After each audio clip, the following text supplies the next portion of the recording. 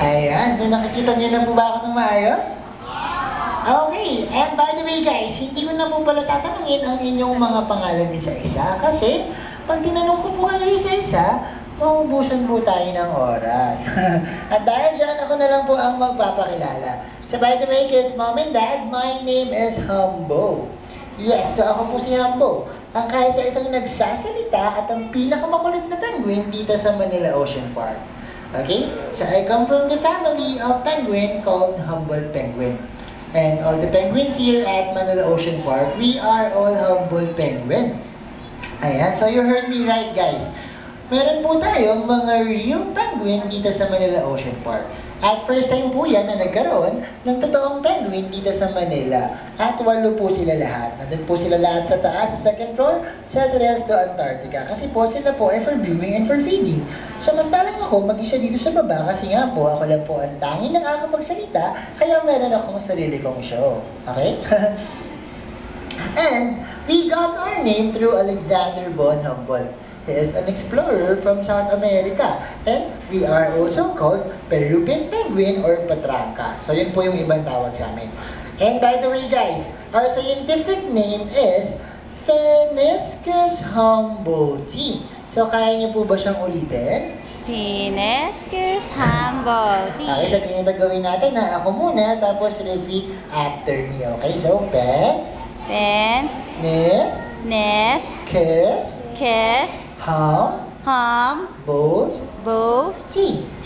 Pheniscus humboldti. Wow, very good. So now, I will show you my place. Okay, at ano po siya. Okay, so everybody, meron po akong tanong sa inyong lahat. Alam niyo po ba kung ano ang tawag dyan sa malaking yellow na nasa likuran ko? Iceberg. Yes, so yan po ang tinatawag na iceberg or sa ibang katawagan ay polar caps or glacier. So yan po yung ibang tawag sa kanya. At yan po ang sinisising dahilan kung bakit lumubog ang barko Titanic. Yes, kasi dyan po sila bumangga. At sigurado naman po ako na kahit sino or kahit ano ang bumangga dyan, paniguradong lulubog kasi po masyado pong malaki talaga yan sa kamatigas. Okay? So ikot po ako for you to see the whole place. Ayan. So guys, as you can see, ayan, gaya po na nakikita nyo, malamig po talaga dito kasi tingnan nyo naman po, ang lalaki na ng yellow, tapos umuulan pa ng snow. At din naman pong body of water na nakikita nyo, yan po ang tinatawag na Great Antarctic Ocean.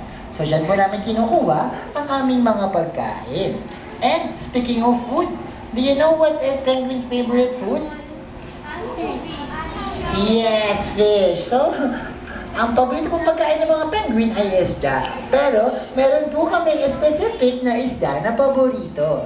At yun po ay ang anchovies and sardines. So, meron po ba nakakaalam sa inyo kung ano ang Tagalog term for anchovies? Dilis. Yes, correct again. So, the Tagalog term for anchovies is dilis.